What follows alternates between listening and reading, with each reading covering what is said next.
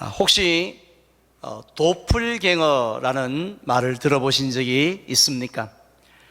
피 한 방울 섞이지 않았음에도 불구하고 마치 쌍둥이처럼 자신과 너무나도 똑같이 생긴 사람을 보고 도플갱어라고 하는데요, 저는 실제로 그런 사람을 만나본 적이 있습니다. 제가 군 생활할 때에 바로 옆 내무반에 저와 너무 똑같이 생긴 사람이 있었는데, 그 병사가 얼마나 술을 좋아하고 담배를 많이 피웠던지 본의 아니게 제가 많이 오해를 받을 때들이 많이 있었습니다. 그런데 창세기 50장에 보면 저와 여러분들의 모습과 너무 똑같은, 마치 쌍둥이 같이 닮은 영적인 도플갱어들을 만날 수가 있습니다. 그들은 바로 요셉의 형들이었습니다. 요셉의 형들의 삶은 크게 애굽에서 총리가 되어진 요셉을 만나기 이전의 삶과 그리고 이후의 삶으로 나눌 수가 있습니다. 요셉을 만나기 이전의 삶은 한마디로 기쁨이 없는 삶이었다라면, 반면에 요셉을 만나고 난 그 이후에는 기쁨과 즐거움이 충만한 삶이었습니다. 그래서 아마도 이 애굽의 사람들이 이들을 바라보면서 와, 나도 저렇게 한번 기쁨 가운데 한번 살아봤으면 좋겠다, 이런 생각을 하며 부러워했을 것 같습니다. 먼저 첫 번째로 그들이 누렸던 기쁨은요, 용서의 기쁨입니다. 우리 말에 그런 말 있지 않습니까? 형만한 아우가 없다고. 그래서 역시 맏형의 생각이 달라, 형이 역시 동생보다 낫네, 이렇게 말들을 많이 하는데, 요셉의 가정은 그렇지 않았던 것 같습니다. 그 형들은요, 아버지의 사랑을 독차지하는 요셉을 미워해서 얼마나 못된 짓들을 많이 했는지 몰랐습니다. 가장 먼저 이 요셉을 심히 미워하는 죄부터 시작을 해서 시기하고 질투하는 죄를 지었습니다.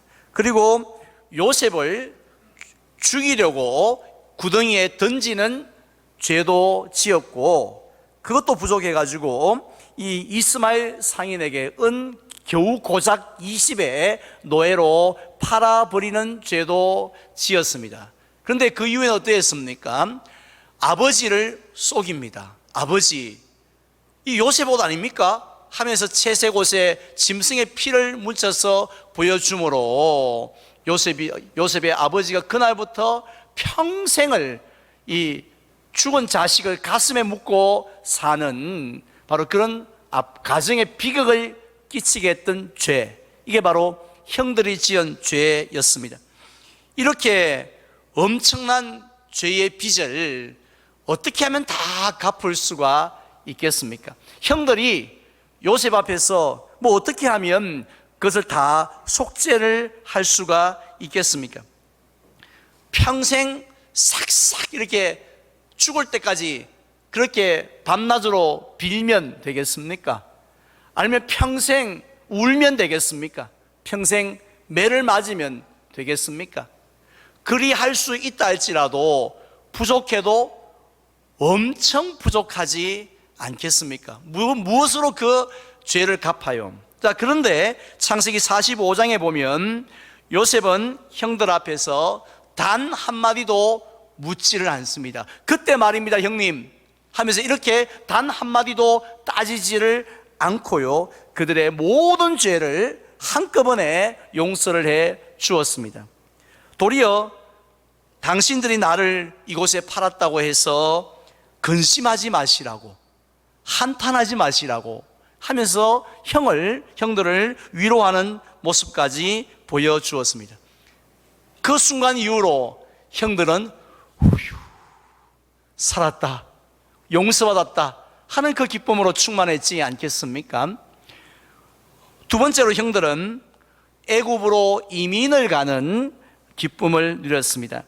이 형들이 요셉을 만났을 때는 7년 풍년의 시기가 끝이 나고 이제 흉년이 시작되어진 지 2년째 되어지던 해였습니다. 따라서 요셉의 형들이 아무리 많은 양식을 수레에 가득 싣고 가나안 땅에 돌아간다 할지라도 앞으로 몇 년 남았습니까? 적어도 5년 동안은 더 이 흉년에 시달려야만 했었죠. 이러한 사정을 전해들은 바로가 어떻게 허락을 합니까?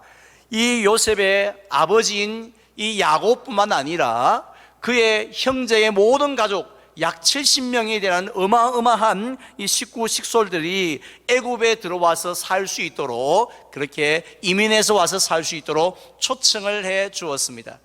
그때의 애굽은 먹을 것이 넘쳐나는 곳이었는데, 근데 그 애굽 땅 중에서도요, 목축하기에 가장 좋은 고센 땅에 머물면서 그 흉년의 한가운데서 뭘 먹을까, 뭘 마실까 걱정할 것이 없는 기쁨, 그런 기쁨 속에 이들은 살았던 것이죠. 마지막 세 번째로 그들은 놀라운 특권을 누리며 살았습니다. 창세기 46장에 보면 바로는 애굽으로 이민을 온 이 야곱과 그의 형들을 특별히 바로의 궁으로 초청을 합니다. 뭐 극진히 대접을 하지 않았겠습니까? 왜냐하면 그들은요, 단순히 가난해서 배고파서 먹을 것을 찾아온 골치 아픈 난민들이 아니었기 때문입니다. 그들이 누굽니까? 애굽을 위기에서 건진 바로 그 요셉의 직계 가족이었으니까요. 따라서 그들은 일반 애굽 사람들이 감히 상상도 하지 못했던 그런 엄청난 특권들을 누리면서 살았지 않겠습니까? 가장 큰 특권은요, 총리인 요셉이 그들을 직접 봉양하는 것입니다. 먹을 것, 입을 것 다 공급해 주고요. 또 누가 또 건드리려고 하면 어허, 총리 집안 가정인데 하고 또 이렇게 또 다 보호가 되었지 않겠습니까? 따라서 이 요셉의 형들은 정말 남 부를 것 없는 그런 환경 속에서 살았습니다. 그런데 조금 전에 말씀드렸던 것처럼 창세기 50장에 가보면 그들의 가정에서 한숨 소리가 들리기 시작을 합니다. 그들의 표정이 점점 창백해지고 돌처럼 굳어지기를 시작했습니다. 그토록 많은 기쁨을 누리면서 또 부러운 환경에서 살았던 그들이 갑자기 큰 두려움과 불안에 빠지게 되었다고 했습니다. 그때가 정확히 언제였습니까? 아버지인 야곱이 세상을 떠나고 장례식을 다 마쳤을 때였습니다. 그때 왜 그들은 갑자기 불안해졌느냐 하면 과거에 그들이 동생에게 지었던 죄가 기억이 났기 때문입니다. 이 밥을 먹는데도 기억이 나고요, 잠을 자는 꿈속에서도 나타나기 시작을 했습니다. 물론 그 죄들은 이미 동생 요셉이 형님들 걱정하지 마세요 하면서 다 용서했습니다마는 놀랍게도 그 죄에 대한 기억은 사라지지를 않는 것입니다. 특별히 그때 당시가, 그들이 죄를 지을 당시가 요셉이 17살의 어린 나이였는데요, 이 어린 나이에 동생이 애굽으로 팔려가면서 형들의 이름을 불러가며 형님 내가 잘못했다고 살려달라고 한 번만 다 나를 좀 봐달라고 이렇게 애걸복걸 했지만은 못 들은 척, 은 20개 딱 손에 쥐고 모르는 척, 못 본 척 했던 그 장면이 특별히 잊혀지지가 않았습니다. 그래서 이 요셉이 아버지가 살아계실 때는 그냥 속에서 이런 것이 올라왔지만 꾹 참고 있다가 아버지가 돌아가시니 이제 팔을 슬슬 걷어붙이면서 그동안 갈았던 시퍼런 복수의 칼을 들고 형님 한 명씩 나와보소 뭐 이러면서 뭐 이렇게 복수를 할 것만 같았습니다. 자, 그래서 결자해지의 정신으로 이 형들이 다 같이 토론하고 대책을 한 끝에 내린 결론이 뭐냐면 우리가 가서 빌자, 우리가 먼저 좀 엎드리자 하고 요셉을 찾아갑니다. 그리고는 우리의 죄를 용서해 주게나 우리를 종으로 평생 당신 집에 노예로 살게 해도 내가 살겠네 하면서 그렇게 나아간 것이죠. 자, 이러한 형들의 모습을 이렇게 바라보는 요셉의 마음이 어땠는지 짐작이 가시죠? 뭐 얼마나 안타까웠겠습니까? 지금 잠 못 이루고 막 얼굴이 막 창백해 있는, 부들부들 떨고 있는 그런 형들을 볼 때 너무 어이가 없고 너무 안타까웠지 않겠습니까? 그런데 바로 그 모습, 그 형들의 바로 그 모습으로 오늘 이 자리에서 예배를 드리는 성도님들이 적지 않다라는 사실입니다. 그 형들의 모습이 우리에게도 있다라는 것이에요. 사실 우리의 삶은요, 요즘은 흔히들 그런 말들을 많이 하죠. 우리의 삶은 BC와 AC로 나눌 수 있다고. BC는 뭐냐면 비포 코로나, AC는 애프터 코로나. 뭐 우리 교회도 지금 코로나를 중심으로 그 전과 그 이후에 얼마나 많은 변화들이 일어나고 있습니까? 세상은 말할 것도 없지요. 그런데 실제로 우리가 가만히 생각해 보면 우리의 지금까지 살아온 인생은 크게 예수님을 만나기 이전의 삶과 예수님을 만나고 난 이후의 삶으로 나눌 수가 있지 않습니까? 예수님을 만나기 이전의 삶은 열심히 살았고 또 돈도 있었고 건강도 있었지만 뭐가 없었나요? 기쁨이 없었습니다. 물론 그 기쁨은 잠시 있다가 사라지는 뭐 미스터 트롯을 볼 때 박수 치면서 누리는 그런 잠시 동안의 기쁨이 아니라 이 영원한 기쁨을 이야기합니다. 그 기쁨이 없었어요. 하지만 예수님을 만나고 난 이후에는 세상 사람들이 상상도 할 수 없는, 전혀 맛보지도 못했던 그런 하늘의 기쁨, 하늘의 즐거움이 우리 삶 속에 충만하게 된 줄로 믿습니다. 그래서 오늘 본문 말씀에도 보면은 무려 3번씩이나 즐거워하느니라 라고 말씀을 했습니다. 따라서 우리 성도들에게 있어서 가장 대표적인 특징이 뭐냐면, 교회에 다니는 사람들의 결국 특징이 무엇이냐 하면은 기쁨이요 즐거움인 줄 믿습니다. 우리가 지금 예배를 드리고 있는데 이 예배에 가장 큰 특징이 있다라면, 이 세상에 얼마나 많은 다른 종류의 예배가 있습니까? 사람을 높이는 예배, 신을 높이는 무슨 다른 우상을 높이는 예배도 많지만 우리 하나님을 높이는 예배는 어떤 점에서 다른 예배와 구별되어집니까? 기쁨인 줄 믿습니다. 찬양대가 있는 것이 구별이 아니라 하나님이 주신 기쁨으로 충만한 것이 바로 우리의 특징이라는 것이죠. 자, 그렇다면 우리는 어떤 기쁨과 즐거움을 지금 누리고 있습니까? 사실 이 질문이 너무 중요한 이유는 사실 세상 사람들이 누리지 못하는 그런 기쁨이 우리에게 있기 때문에 사실은 우리가 이 자리에 있는 것 아니겠습니까? 근데 아무리 생각을 해도 세상 사람들이 누리지 못하는 그런 기쁨들이 내게 하나도 없다라면, 그들이 누리는 기쁨과 우리가 누리는 기쁨이 똑같다라면 솔직히 말해서 우리가 이 자리에 있을 이유가 무엇이겠습니까? 하지만 그들이 상상도 못하는 그런 기쁨을 저와 여러분들이 누리고 있기 때문에 우리가 이렇게 마스크까지 쓰고 이 자리에 앉아 있는 줄 믿습니다. 또 교회에 오고 싶지만은 여러 가지 형편으로 나오지 못해서 안타깝지만 그 조그마한 핸드폰 들고 영상으로라도 예배를 드리는 이유가 바로 하나님이 주신 특별한 기쁨이 있기 때문인 줄 믿습니다. 그 기쁨이 어떤 기쁨인가요? 먼저 첫 번째는요, 한번 따라하면서 외워보시기 바랍니다. 놀라운 용서의 기쁨.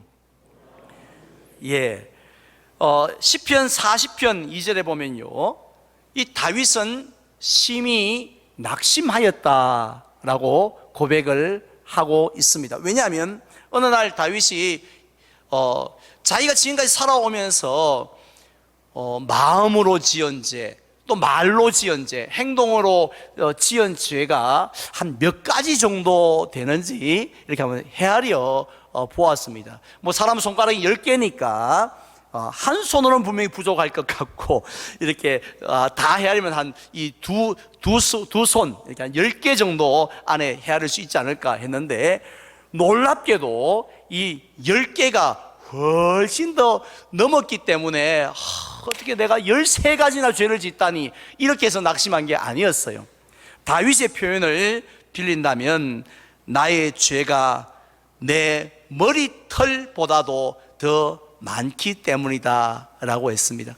사람이 아무리 머리가 많이 빠진 분이라 할지라도 자기 머리털을 셀 수 있는 분이 누가 있습니까? 그런데 다윗이 이렇게 표현한 것은 결국 뭘 의미합니까? 내가 지은 죄를 아무리 큰 노트에 적어도, 아무리 밤새도록 옮겨 적어도 다 기록할 수 없다는 것이죠. 헤아릴 수 없다는 사실을 깨달았기 때문에, 이야, 큰일 났다, 큰일 났어.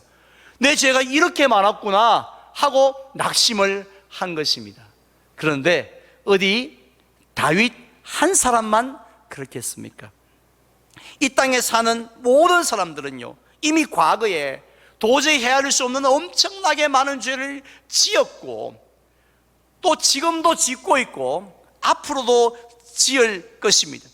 지난주에 말씀을 드렸지 않습니까? 유대인들이 그토록 존경하는 신앙인 중에 신앙인이라고 할 수 있는, 타의 추종을 불하는 아브라함도 예외가 아니었다는 것입니다. 물론 사람 앞에는 아브라함도 자랑할 것이 많습니다. 우리들 중에도 사람 앞에 자랑할 것 분명히 우리는 다 있습니다. 나보다 못한 사람들 얼마나 많이 있어요. 하지만은 하나님 앞에서는 없느니라고 말씀했습니다. 하나님 앞에는 50보 100보라는 것이죠. 칼빈주의 5대 교리 가운데 첫 번째 교리가 바로 전적 타락입니다. 전적 타락. 어느 우리의 한 부분만 오염되었고 한 부분만 타락해서 그것만 고치면 되어지는 것이 아니라, 우리 속에 오염되어지지 않은, 타락되지 않은 것은 하나도 없다는 것, 죄악 덩어리다, 바로 그런 말씀입니다. 자, 그런데 오늘 본문 1절을 보십시오. 놀라운 말씀이 있지 않습니까? 제가 봉독합니다. 그러므로 우리가 믿음으로 의롭다 하심을 받았으니 우리 주 예수 그리스도로 말미암아 하나님과 화평을 누리자. 아멘. 지금 사도 바울은 우리가 뭘 받았다라고 했습니까?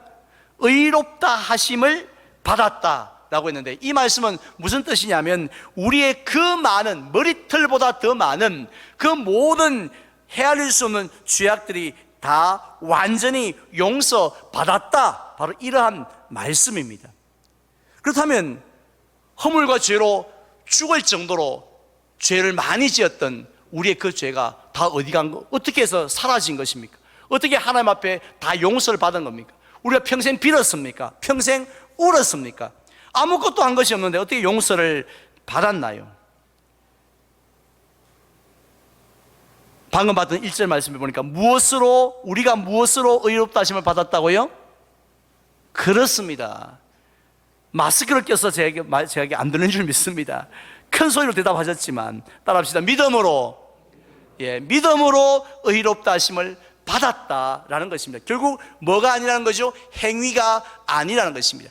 열심히 우리가 노력하고 열심히 헌금하고 애를 써서 우리가 용서를 받은 것 천만에, 그건 아니라는 것입니다. 우리는 죄의 용서받기 위해서 뭐 한 거 있습니까? 아무것도 한 것이 없지만 오직 믿음으로 우리가 용서함을 받았다는데, 그렇다면 구체적으로 어떤 믿음을 보시고 용서해 주신 겁니까? 6절에 잘 나타나 있죠. 제가 봉독합니다. 우리가 아직 연약할 때의 기약대로 그리스도께서 경건하지 않은 자를 위하여 뭐 하셨다고요? 죽으셨도다. 예수님이 죽으셨습니다.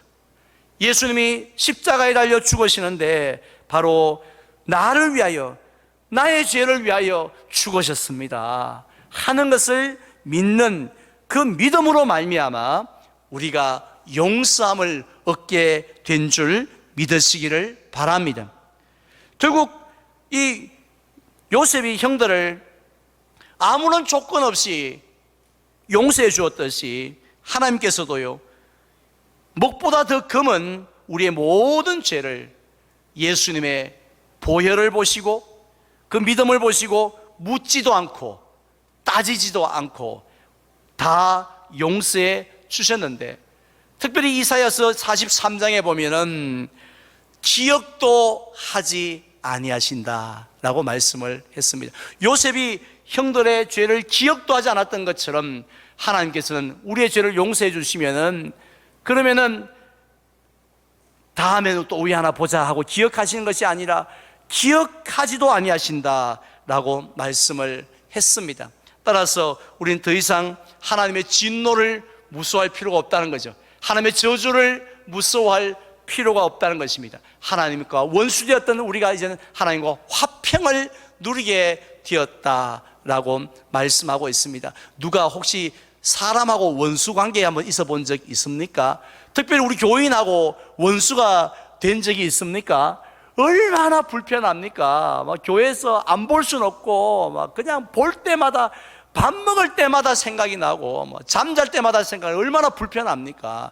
그런데 하나님과의 원수가 되었다고 생각해 보십시오. 얼마나 괴롭습니까? 하지만 하나님께서 다 용서해 주신 바로 그 은혜를 베풀어 주셨다는 것입니다. 이것이 바로 우리 성도들이 덜 많이 누릴 수 있는 첫 번째 기쁨입니다.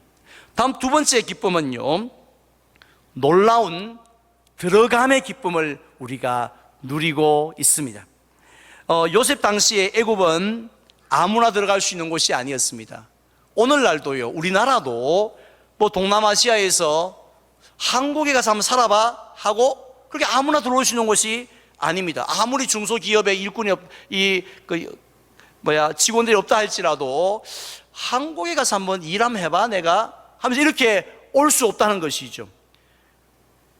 애굽도 마찬가지였습니다. 바로 왕이 허락을 하는 자만이 들어와서 살 수가 있었죠. 그런데 바로 왕이 애굽의 요셉의 가족 70여 명을 다 애굽 땅으로 와서 살 수 있도록 허락을 한 것은 무엇 때문이었습니까? 가만히 보니까 그 형들이 도덕적으로, 애굽 사람들은 도덕적으로 타락했는데 이 사람들은 도덕적으로 너무 선하기 때문이 아니었지 않습니까? 애굽 사람들은 의리한데 이 사람들은 막 손재주도 있고 그냥 도자기도 잘 만들고 무기도 잘 만들고 이렇게 해서 야, 우리나라에 큰 도움 되겠다 해서 그래서 득 좀 보려고 오라고 한 것도 아니었지 않습니까? 누구 때문이었습니까? 오직 한 사람, 요셉의 공로 때문에 나머지 모든 형제들이 덤으로 그냥 요셉 때문에 덤으로 다 애굽의 바로 왕의 초청합을 받고 애굽 땅으로, 그 풍요한 땅으로 나아갔지 않습니까? 그런데요, 애굽 땅도 풍요하지만, 그래서 들어가기 힘들었지만 거기보다 더 들어가기 힘든 곳, 아니 불가능한 곳이 있습니다. 어딜까요? 바로 하나님의 은혜의 보좌 앞인 줄 믿습니다. 애굽도 우리나라도 미국도 참 살기 좋습니다만은, 그러나 하나님의 은혜의 보좌 앞보다도 더 풍요로운 곳이 어디에 있겠습니까? 로마서 3장 23절에 보면 모든 사람이 죄를 범했기 때문에 하나님의 영광에 이룰 수 없다고 분명히 말씀했습니다. 우리가 돈이 없어서가 아니에요. 공부를 못하기 때문이 아닙니다. 죄가 있기 때문에 하나님의 영광에 이룰 수 없었다고 했습니다. 그런데 오늘 2절 말씀 보시기 바랍니다. 그랬던 우리였는데 2절에 보면 또한 그로 말미암아 우리가 믿음으로 서 있는 이 은혜에 들어감을 얻었으며 하나님의 영광을 바라보고 즐거워하느니라고 말씀하고 있습니다. 지금 사도 바울은 우리가 누구로 말미암아 그 은혜의 보좌 앞에 나아가게 됐다고 했습니까? 그로 말미암아 예수 그리스도의 그 공로로 말미암아 나아가게 했다는 거죠. 결국 우리 보고 한 게 아니었다는 거죠. 그냥 우리는 아무 공로도 없고 자격도 없지만은, 그러나 예수님 보고 예수님의 십자가 공로를 보시고 우리를 하나님의 보좌 앞에 그것도 담대하게 나아갈 수 있게 하셨는 줄 믿습니다. 그것은 메마른 곳이 아닙니다. 궁핍한 곳이 아닙니다. 세상의 그 어떤 것과도 비교할 수 없는 은혜가 풍성한데 우리의 영육간의 모든 것들을 채우고도 남음이 있는 그런 풍성한 은혜를 누릴 수 있는, 그 보좌 앞에 나아갈 수 있는 그 은혜가 바로 우리가 누리는 두 번째 기쁨인 줄 믿습니다. 그래서 오늘 우리가 예배 자리에 나왔지만 실제로는 어디에 나와 있는 겁니까? 영적으로는 하나님의 은혜의 보좌 앞에 나와서 하나님의 은혜를 마음껏 누리는 자리에 있다라는 것, 이것이 바로 두 번째 기쁨입니다. 마지막 세 번째 기쁨은요, 한번 따라할까요? 놀라운 특권의 기쁨. 예, 우리나라 조선 시대에는 노비들이 적지 않았습니다. 30% 이상이 노비였어요. 그런데 만약에 그 노비의 자식으로 태어나면 어땠을까요? 특권은 하나도 없습니다. 그냥 늘 이 저주 속에, 좀 심하게 말하면 저주 속에 살아야 했던 사람들이었죠.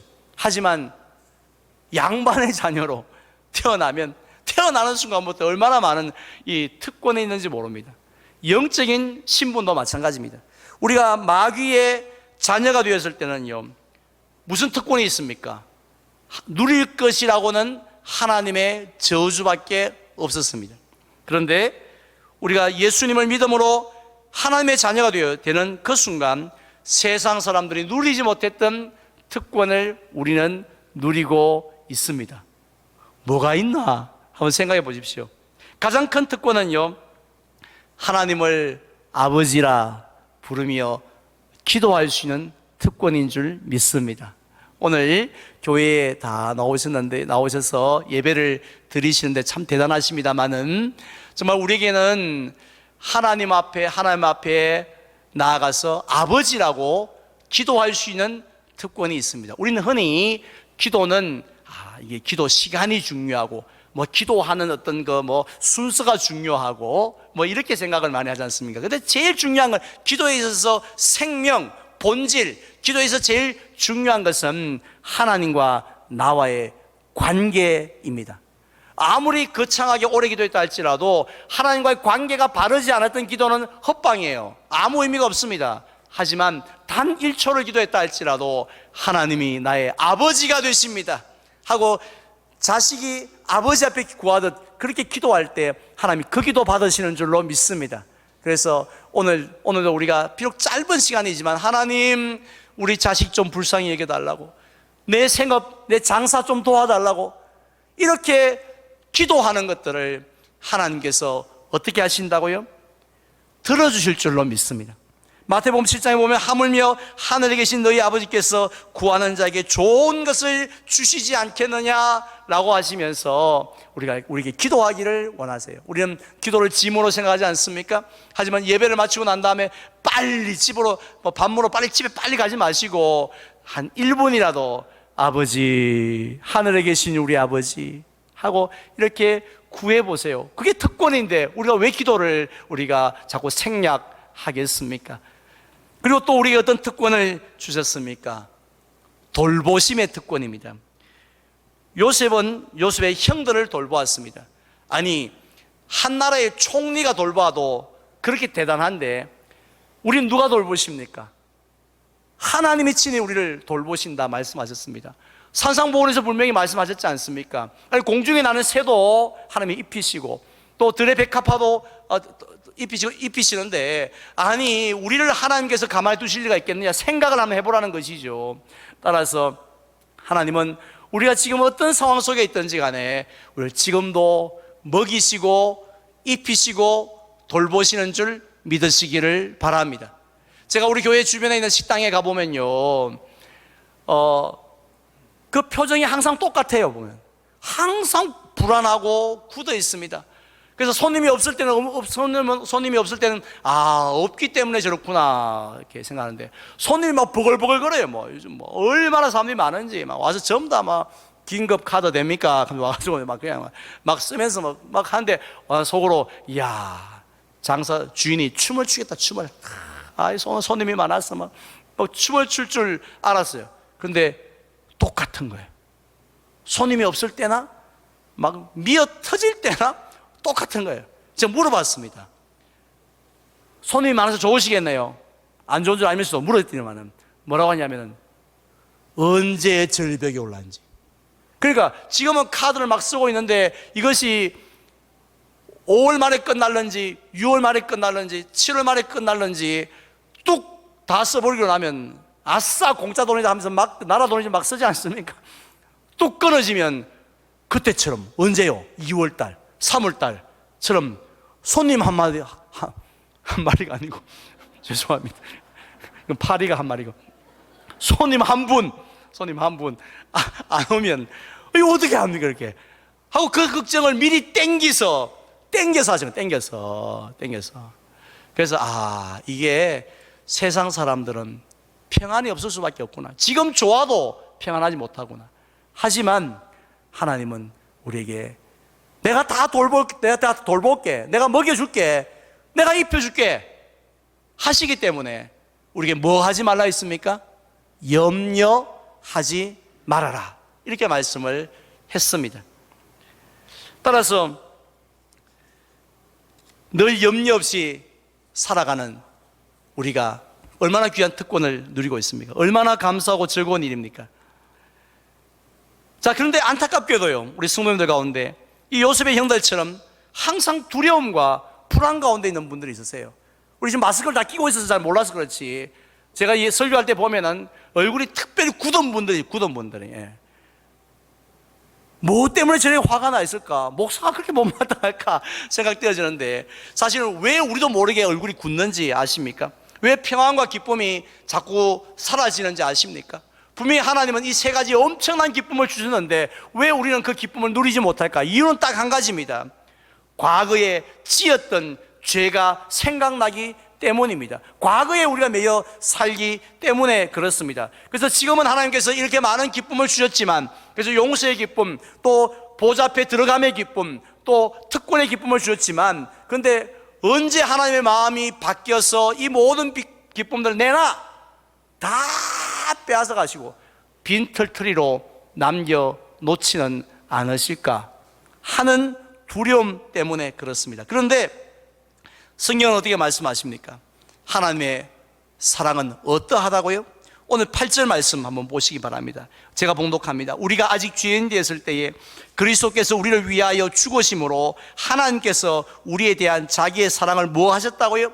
확정하셨느니라고 했습니다. 우리는 보통 말로 하면 잘 못 믿습니다. 불안해합니다. 그래서 뭐 하나 써놨어, 각서도 쓰고 뭐 지장도 찍고, 그것도 불안해서 공전까지 해야 그나마 조금 마음을 놓습니다. 그런데 하나님은 내가 너희를 사랑하마, 내 끝까지 너희를 사랑하마 하는 것을 뭐로 확정하셨다고요?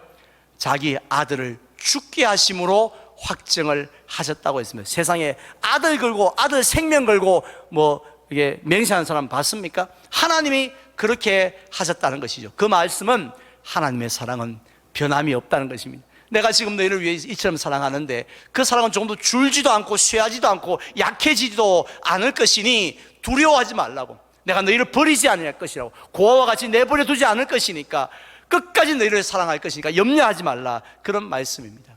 따라서 사도 바울은 그 하나님의 사랑을 변치 않는 사랑 생각할 때 얼마나 감사했는지 로마서 8장에서 이렇게 고백했습니다. 우리 화면을 보면서 다 함께 고백하기를 원합니다. 내가 확신하노니 사망이나 생명이나 천사들이나 권세자들이나 현재의 일이나 장래의 일이나 능력이나 높음이나 깊음이나 다른 어떤 피조물이라도 우리를 우리 주 그리스도 예수 안에 있는 하나님의 사랑에서 끊을 수 없으리라. 믿으시면 아멘 합시다. 결국 우리가 과거에 정말 많은 죄를 지었다 할지라도, 너무 부끄러운 죄인 중에 죄인이라 할지라도 하나님은 우리를 버리지 아니하신다고. 지금 죽어도 천국에서 눈뜨게 하여 주신다라는 말씀입니다. 이제 저는 말씀을 맺으려고 합니다. 우리는 예수 그리스도를 만남으로 세상 사람들이 누리지 못하는 세 가지의 남다른 기쁨 속에, 축복 속에 살아가고 있습니다. 얼마나 대단한 우리 은혜인지 축복인지 모릅니다. 그럼에도 불구하고 의외로 많은 성도님들이 요셉의 형들처럼 기쁨은 고사하고요, 즐거움은 고사하고 두려움과 불안에 빠져 있는 분들 많습니다. 이래가 천국 가겠나? 이래가 천국 가겠나? 내가 못 갈 것 같은데 하면서 불안해하는 분들이 많이 있습니다. 왜냐하면 우리가 과거에 지은 죄를 생생하게 기억하기 때문입니다. 우리가 죄를 기억하는 것은요, 여러분들 머리가 좋아서 그런 게 아니에요. 지난주 주일 설교 제목도 우리가 기억을 못하는 사람들이 어떻게 20년 전의 죄를 기억을 합니까? 그런데 어떻게 생각이 나죠? 사탄이 생각나게 하는 겁니다. 잊을만 하면 20년 전, 잊을만 하면 15년 전, 잊을만 하면 10년 전, 니 그 말했지? 하고 자꾸 생각을 나게 해서 우리의 하나님을 향한 마음을, 하나님 주신 그 기쁨을 빼앗아가는 거죠. 흔들어 버리는 것입니다. 불안하게 하는 것입니다. 그런데 이럴 때일수록 우리는 무엇을 기억해야 됩니까? 하나님의 자신의 감정이 아니라, 행동이 아니라 하나님의 말씀을 붙드시기를 바랍니다. 왜냐하면 우리가 하나님의 은혜를 입은 것은 내 때문에 얻은 것이 아니라 하나님이 주신 것이기 때문에, 하나님이 변함이 없다라면 그분의 사랑도 변함이 없는 줄 믿습니다. 그래서 우리를 향한 하나님의 사랑이 영원하신 줄 믿고, 비록 엄청난 죄를 지었다 할지라도, 사탄이 생각나게 한다 할지라도 이미 다 예수님 안에서 해결되어졌고 하나님은 기억도 하지 않으십니다 라고 선포하면서 늘 주님 주신 구원의 감사와 감격 속에 항상 하나님 보시기에 빵긋빵긋 웃으면서, 비록 돈도 없고 건강도 없지만은 내게 주신 이 세 가지의 기쁨을 마음껏 누리면서 살아가는 저와 여러분들이 되시기를 주님의 이름으로 축원을 드립니다.